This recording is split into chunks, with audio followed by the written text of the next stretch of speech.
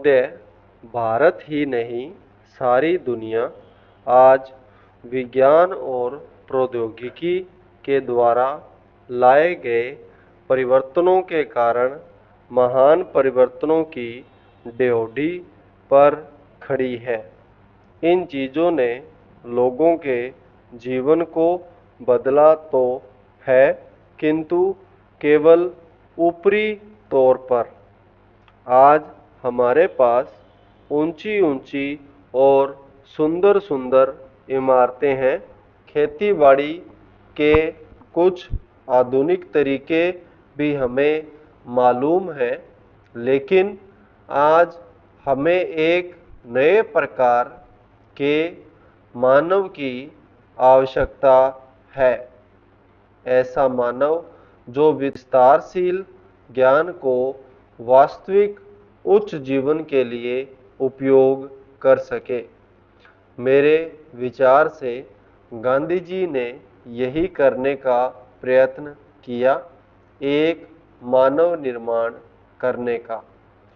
मैं नहीं कह सकती कि मनुष्य का स्वभाव जैसा है उसे देखते हुए आज की दुनिया में ऐसा करना संभव होगा या नहीं, किंतु इस दिशा में प्रयत्न करना उपयुक्त होगा और केवल बुद्धिजीवी ही इस तरह का प्रयत्न और दूसरों का मार्गदर्शन कर सकते हैं।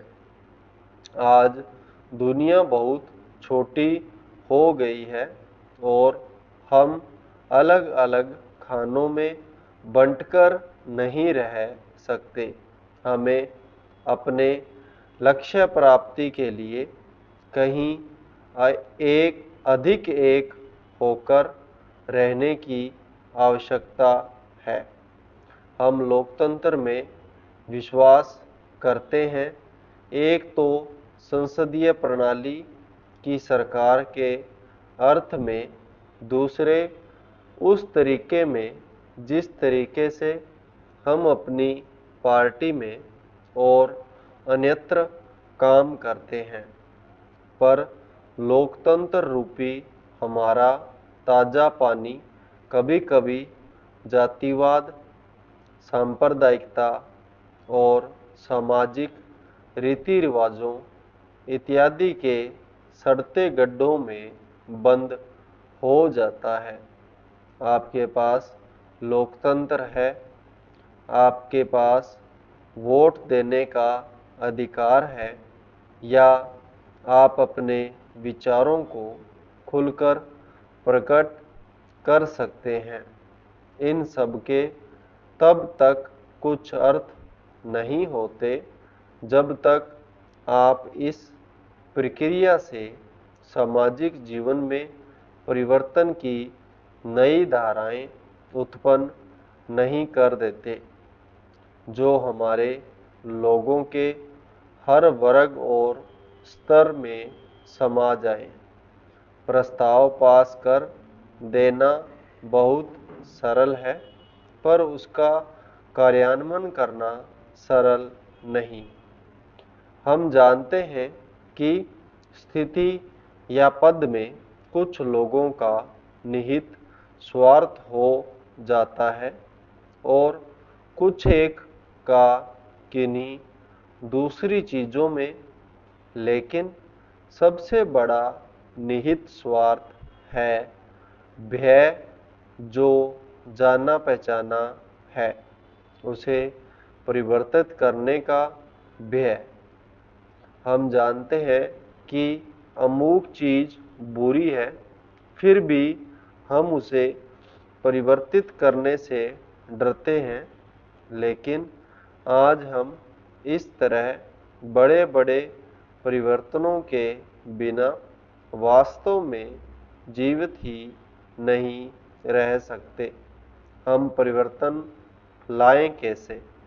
हम लोगों को इस बात का कैसे विश्वास दिलाएं कि परिवर्तन आवश्यक है? महोदय, पिछले कुछ वर्षों में सभी राजनीतिक दल किसी न किसी तरह से जनता से दूर हो गए हैं। आज हम और आप दोनों को अपनी जड़ों को फिर से जमाना होगा। जनता से प्रेरणा लेनी होगी। हमें जनता की आकांक्षाओं, उसकी मांगों और उसकी आवश्यकताओं के अनुसार चलना होगा। अपने देश के विशाल आकार के कारण यह बहुत बड़ा काम है, लेकिन उस आदमी के लिए कुछ भी असंभव नहीं जिसने कुछ करने के लिए कमर कस ली हो। कुछ देशों में लोग चढ़ने के लिए पहाड़ों की ऊंची से ऊंची चोटियों की तलाश में रहते हैं, ताकि उनके मन और काम की चुनौतियों का समाधान हो सके। कुछ दूसरे छोटी छोटी नावों में सागरों और महासागरों को पार करने के लिए निकल पड़ते हैं।